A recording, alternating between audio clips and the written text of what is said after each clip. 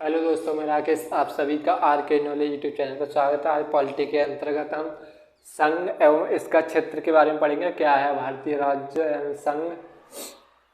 तो सबसे पहले हमको ये बात पता होनी चाहिए, 15 अगस्त 1947 को भारत क्या हुआ था, आज़ाद हुआ था।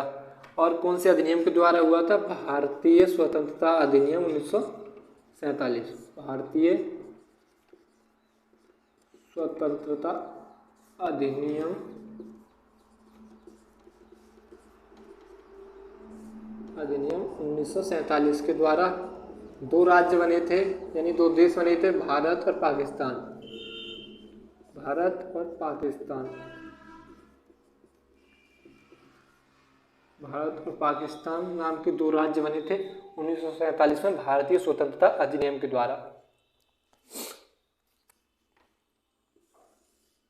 अब भारतीय सीमा के अंतर्गत यानी भारत की सीमा में जब आज़ाद देश हुआ था तो कितनी 552 देशी रियासतें थी।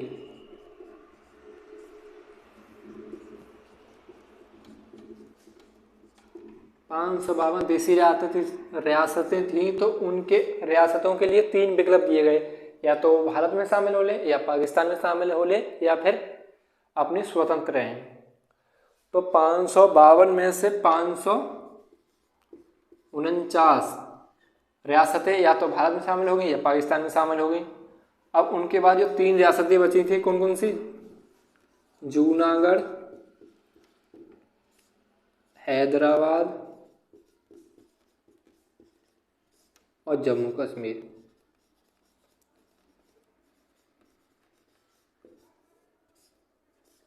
तीन रियासतें थी जो ना तो भारत में शामिल हुई ना पाकिस्तान में शामिल हुई, अपने अलग का राज्य बनाने के अलग मतलब देश यानी स्वतंत्र रहना चाहती थी। मगर ये भारतीय सीमा में बन रही थी, इसलिए इसका भौगोलिक रूप से इनको भारत में ही शामिल होना था। तो ये शामिल नहीं हो रहे थे। जूनागढ़ को जनमत संग्रह के द्वारा जनमत संग्रह के द्वारा भारतीय सीमा में शामिल कर लिया, यानी भारत में शामिल कर लिया गया जूनागढ़ देशी रियासत को। अब हैदराबाद को पुलिस कार्रवाई के द्वारा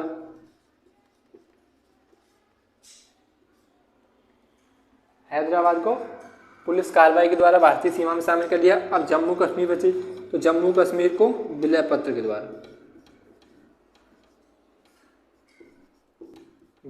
के द्वारा कश्मीर को भारत में शामिल कर लिया गया। 1955 शायद कब शामिल हुई थी, इसका अलग संविधान भी बना था तब।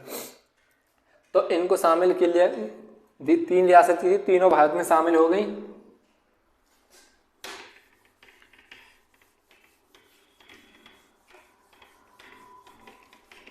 अब इसके बाद देखते हैं आर्टिकल पहला, अनुच्छेद 1 क्या कहता है।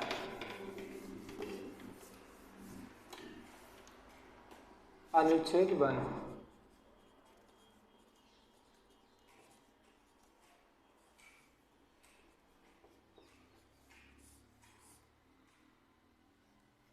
पहला अनुच्छेद कहता है कि भारत यानी इंडिया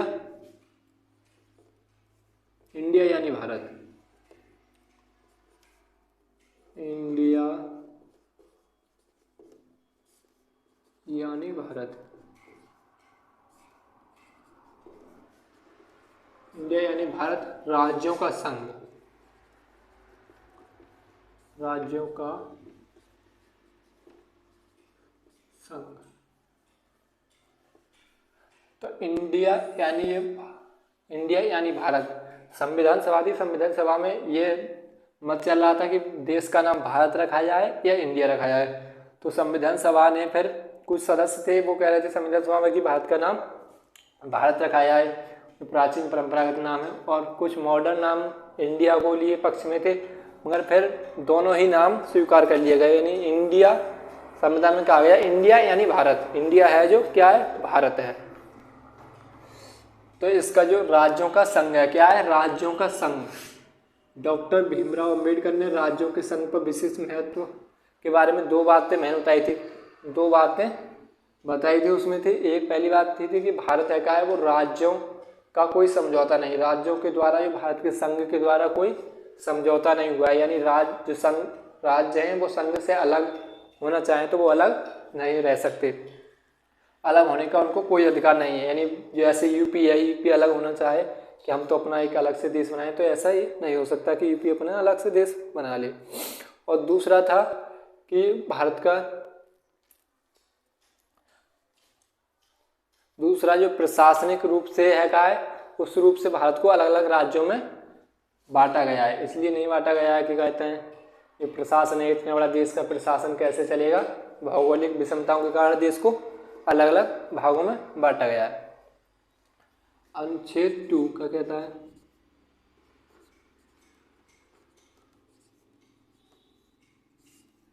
अनुच्छेद 2 कहता है नए राज्यों का प्रवेश।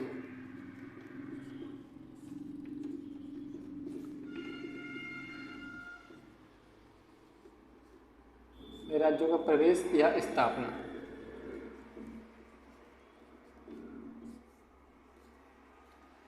अनुच्छेद 2 के अनुसार संसद को यह अधिकार है कि वो भारत के संघ में किसी अन्य देश का कोई भाग या हिस्सा भारत के संघ में शामिल कर सकती है संसद, और उसे या तो कोई पूर्ण स्टेट बना दे उसकी स्थापना करके, या फिर किसी दूसरे राज्य में ही शामिल कर दे।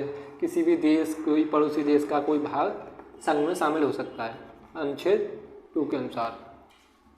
अनुच्छेद 2 के अनुसार ही सिक्किम को शामिल किया गया था भारत में। अनुच्छेद 3 कहता है नए राज्यों का निर्माण। नए राज्यों का निर्माण और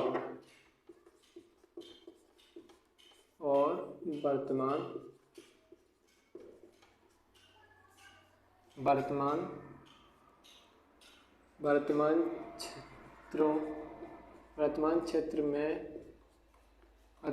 में परिवर्तन,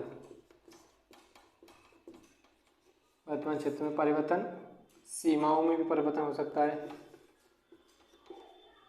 सीमाओं में परिवर्तन हो सकता है आर्टिकल के अनुसार, और नाम में परिवर्तन,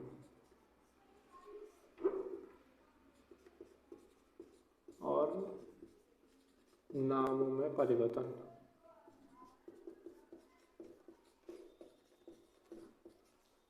आर्टिकल 3 के अनुसार संसद को यह अधिकार है कि वो नए राज्यों का निर्माण कर सकती हैं। जैसे तेलंगाना 2014 को ये तेलंगाना राज्य का निर्माण कर दिया, और वर्तमान क्षेत्रों में परिवर्तन कर सकती हैं। जैसे यूपी से काट कर उत्तराखंड बना दिया, यूपी के कुछ जिला काट कर उत्तराखंड एक अलग राज्य बना दिया। और सीमाओं में परिवर्तन, किसी भी सीमा परिवर्तन कर सकती है।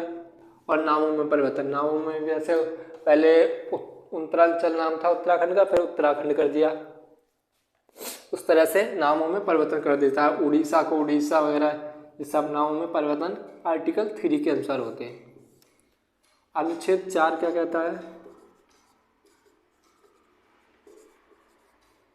अनुच्छेद 4 के अनुसार 368 के तहत संशोधन नहीं माना जाएगा, के तहत संविधान संशोधन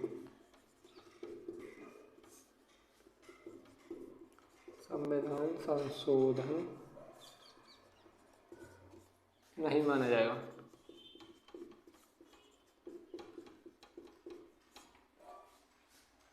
जो नए राज्यों का निर्माण होगा या नए राज्यों का जो निर्माण होगा या प्रवेश होए, ऐसी नामों में परिवर्तन, तो वो क्या होगा? आर्टिकल 4 के अनुसार 368 में संविधान संशोधन नहीं माना जाएगा। संसद चाहे तो परिवर्तन कर सकती है, मगर 368 में क्या होता है? संविधान का संशोधन में वह संशोधन नहीं माना जाएगा, इनसे संबंधित कोई संसद कार्य करती है तो।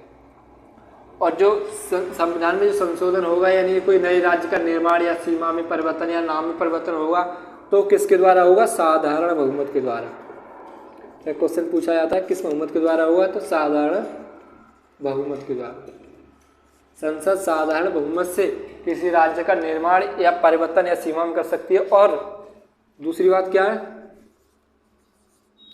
कि बिना राज्यों के पूछे, राज्यों की अनुमति के बगैर, राज्यों की अनुमति